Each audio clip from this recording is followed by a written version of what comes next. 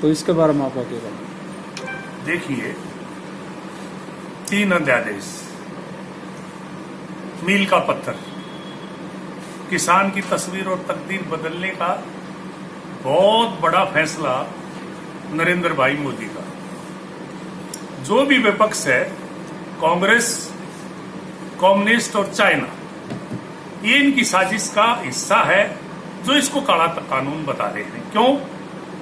क्योंकि ये तो कह रहे हैं कि ये 3 अध्यादेश काले हैं, तो न्यू तो बताओ इसका किसान को नुकसान क्या है। कोई कांग्रेसी या विपक्ष का आदमी बताने की स्थिति में नहीं है।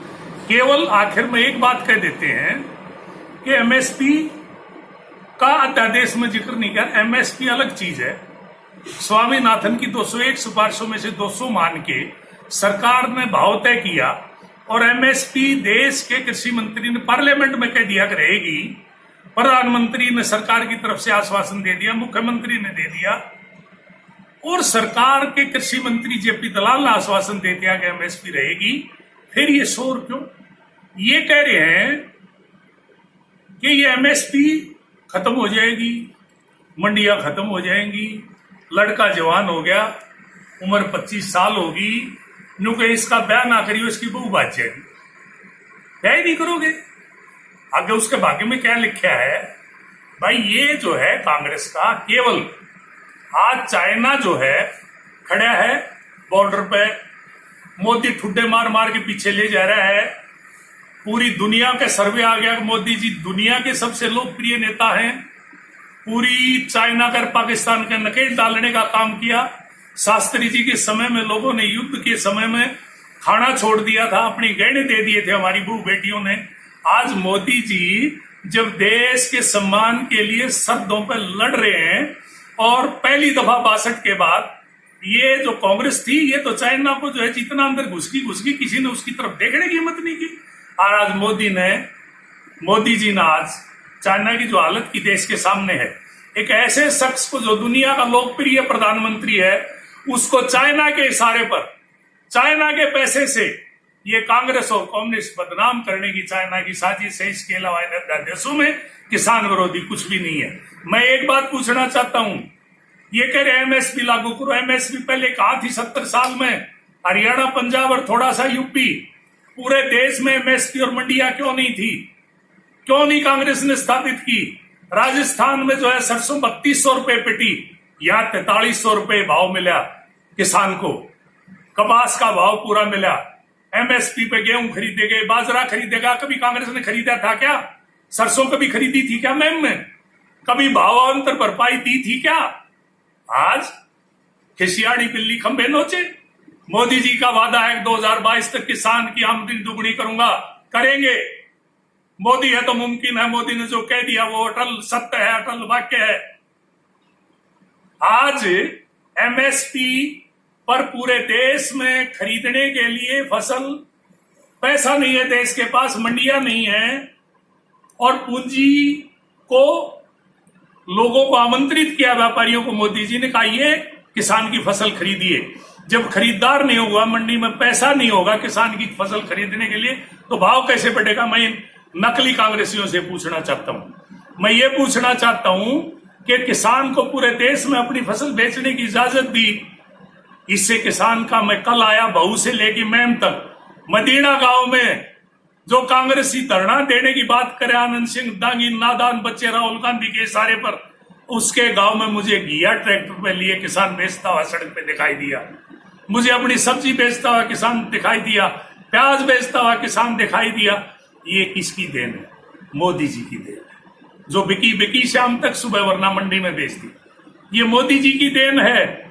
आज मोदी जी जो है व्यापारी को लाया, स्टोरेज की इजाजत दी, मार्केट में खरीदार लाया, किसान का भाव निश्चित रूप से बढ़ेगा। खरीदार नहीं होगा, पूंजी नहीं होगी तो भाव कैसे बढ़ेगा? किसान को पूरे देश में अपनी फसल बेचने की इजाजत दी, स्टोरेज की इजाजत दी, लेकिन एक शर्त के साथ कि अगर आमदनी भाव अगर दुगना हुआ तो पाबंदी लगा दी जाएगी। इसके अलावा मोदी जी ने कॉन्ट्रैक्ट फार्मिंग, मोदी जी ने किसान से जो भी आड़ती से व्यापारी फसल का सौदा तय करेगा, कॉन्ट्रैक्ट करेगा, कानून उसकी हिफाजत करेगा। मैं मंडी की बात करता हूं। महम में जो है धान की खरीद मंडी के मेरे व्यापारियों ने शुरू की और यहां सेलर वाले जो है पैसे लेके भाग गए। बेचारे आज भी दर दर की ठोकरें खा रहे हैं, ना किसान का पैसा मिला ना आड़ती का पैसा मिला। ये मोदी जी ने इस कानून में व्यवस्था कर दी कि कोई भी सेलर वाला, कोई भी व्यापारी किसान का और आड़ती का पैसा नहीं मार सकता। कानून बना दिया उसके हक में। इसमें मैं ये पूछना चाहता हूं, 21 तारीख को धरना देने वाले, कानून बनाने वाले आनंद सिंह दंग, इतने नादान बच्चे राहुल गांधी और सोनिया गांधी को लेके चले गए कैंसर का इलाज करने के लिए अमेरिका, और यहां कांग्रेस, कम्युनिस्ट और चाइना इस देश को कैंसर लगाना चाहते हैं। लेकिन ये केवल साजिशकर्ता लोग हैं। मैं दीन बंधु सर छोटू राम के भोले किसान से ये अपील करता हूं। चौधरी छोटू राम ने कहा था, भोले किसान तू मेरी दो बात मान ले, बोलना ले सीख और दुश्मन पहचान ले। मैं अपील करता हूं हरियाणा के किसानों से, देश के किसानों से, कि दीन बंधु सर छोटू राम का भोला किसान ये तेरे दुश्मन हैं। ये तेरी आमदनी दुगनी नहीं होना देना चाहते, तेरी फसल ठीक भाव पे बिकने नहीं देना चाहते। हम छोटे थे आज तक हम ये सुनते रहे, किसान तेरी दुर्दशा, मंडी में माल डाल दिया जाता है, व्यापारी अपनी मर्जी से भाव, तेरी फसल नीलाम होती है, तेरे को कोई अधिकार नहीं है अपनी फसल बेचने का, अपना भाव तय करने का। आज मोदी जी ने किसान को भाव तय करने की जब इजाजत दी, कानून बनाया कि किसान अपनी फसल का खुद भाव तय करे, तो इन कांग्रेसियों को जो 70 साल से किसानों को लूटते रहे, किसानों को बरगलाते रहे, किसान को गरीब से गरीब बनाते रहे, कर्जदार बनाते रहे, देश को जो है अभाव का देश बना दिया, गरीबी और भुखमरी का देश बना दिया। आज वो कांग्रेसी प्रदर्शन कर रहे हैं, जूते मारेंगे लोग इनको। लोग जो है इस बात को समझ चुके हैं और दीन बंधु छोटू राम का किसान अब सारी बातों को समझता है। इनको किसी किसान का समर्थन नहीं है, केवल कुछ एक कांग्रेसी, कुछ एक कम्युनिस्ट चाइना के इशारे पर मोदी जी को बदनाम करने की साजिश के तहत ये सब कर रहे हैं विरोध। इसके अलावा कुछ नहीं है। ये तीनों अध्यादेश दीन बंधु सर छोटू राम के भोले किसान की तस्वीर भी बदलेंगे, तकदीर भी बदलेंगे। किसान की आर्थिक हालत अच्छी होगी, किसान की आमदनी दुगनी होगी। मैं भारतीय जनता पार्टी, नरेंद्र भाई मोदी, मनोहर लाल जी की तरफ से किसानों को यह आश्वासन देता हूं, भरोसा करिए। आपने 70 साल ठगों पर भरोसा किया, आज जो भरोसा कीजिए इस देश के धरती पुत्र कर्मयोगी नरेंद्र भाई मोदी पर। नरेंद्र भाई मोदी भरोसा करने के लायक है, पूरी दुनिया उन पर भरोसा करती है। क्या आज ये देश पूरा आज भी भरोसा करता है? केवल चंद मुट्ठी भर लोग देश के प्रजातंत्र को हाईजैक करके अराजकता फैलाना चाहते हैं, इसके अलावा और कुछ नहीं है। आज मुझे यही कहना है, यह अध्यादेश पूरी तरह से किसान के हक में है और कांग्रेस की बौखलाहट है, इसके अलावा कुछ नहीं।